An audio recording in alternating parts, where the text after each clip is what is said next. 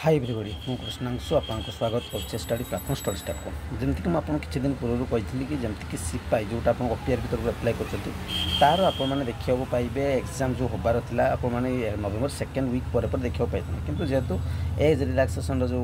objection थिला जो थिला हाईकोर्ट जजमेंट आसला जो जमी से एप्लाय करने सुजोग दिया आपको लेट बोली कही तो बर्तमान आपने पुणी थे देखिए देखो गोटे सर्ट नोटिस आस सर्ट नोटिस इ admit card for the post of junior call DPO card will be made available certainly